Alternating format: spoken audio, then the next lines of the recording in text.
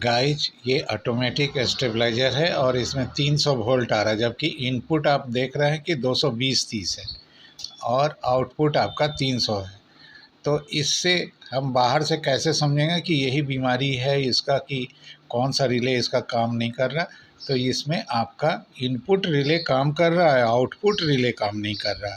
अगर input relay काम नहीं करता तो इसमें बहुत ज़्यादा आवाज़ आता, हों इस टाइप की आवाज़ आती, वाइब्रेशन होता बहुत ज़्यादा। लेकिन इनपुट रिले काम कर रहा और वह आपको दे रहा है 220-30। लेकिन बक सिस्टम यहाँ पर काम नहीं कर रहा है, यानी जब 200 से 200 आता है, 220 सब चलेगा साथ साथ, तो उस जगह से ये काम नहीं कर रहा। तो चलो गाइज इसको खोल करके जब हम देखते हैं तो कौन सा रिले हमारा काम नहीं कर रहा है। तो सबसे पहला रिले जिसको बक करना है वो नहीं कर रहा है। तो गाइज चलो बनाते हैं।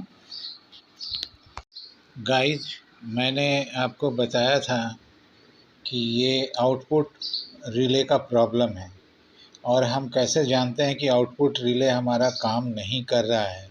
क्या किट से ख़राबी है कि रिले ही ख़राब है? तो अगर किट से ख़राब रहेगा तो कलेक्टर से वोल्टेज आपका वापस नहीं होगा।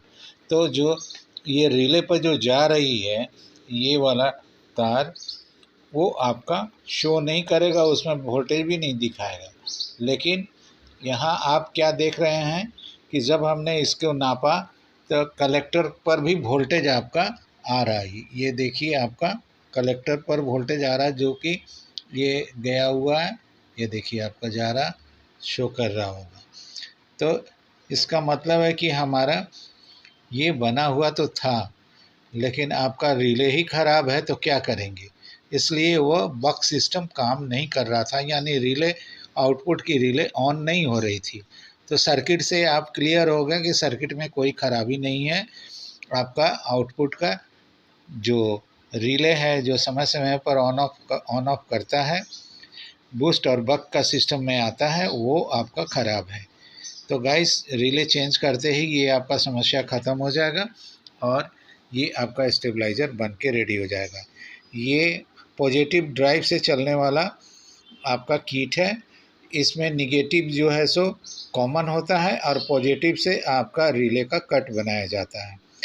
तो इसमें आपका BD 140 ट्रांजिस्टर लगा होता है, जिससे ये चलता है। तो गाइज आगे हम रिले चेंज करके दिखाते हैं। ये काम हो गया, आपका बन चुका है। इस गाइज आप देखिए हम जीरो से इसको शुरू किए। अब ये देखिए आपका कहाँ पर जाके पहला कट हो गया, 200 पर ही आया।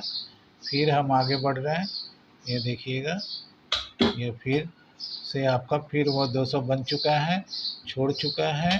फिर ये आउटपुट का फिर रिले काम कर रहा है।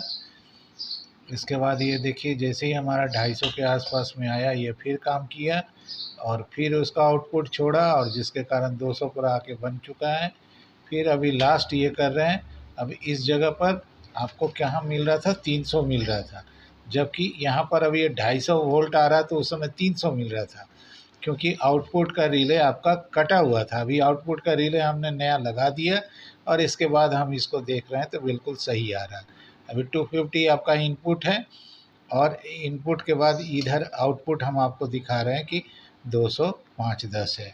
तो गाइस इस तरह से ठीक हो जाता है। तो आपको इसमें क्या पता चला कि जो भी बाहर में शो करता है उससे आप पकड़ लीजिए। अगर बहुत ज़्यादा आवाज़ होता, हमिंग का, हों का, तो इनपुट रिले जाता, रिले नंबर 1, जहाँ से इनपुट का हम करंट देना शुरू करते हैं। और ये प्रॉब्लम था आउटपुट रिले का, क्योंकि यहाँ पर आपको मशीन के अंदर में बहुत ज़्यादा आवाज़ नहीं था, लेकिन 300 वोल्ट आ रहा था, यानी इनपुट 200-250 आने पर वो बढ़ा करके दे रहा था, जबकि उस समय उसको बक सिस्टम काम करना चाहिए, क्योंकि NC से आपका आउटपुट निकलता है और NO पर 40 वोल्ट कम होता है। तो 40 वोल्ट कम पर इसको कट के आ जाना चाहिए था, जो नहीं आ रहा था, और यही इसका प्रॉब्लम था जो आपने दूर किया। तो गाइज इस तरीके से जो वीडियो बनाते हैं हम, उसको आप लाइक कीजिए, सब्सक्राइब भी कीजिए, क्योंकि इससे आपका इस तरह का आने वाला सभी प्रॉब्लम आपका दूर हो जाएगा। तो गाइज मेरे वीडियो पर बने रहने के लिए बहुत बहुत धन्यवाद।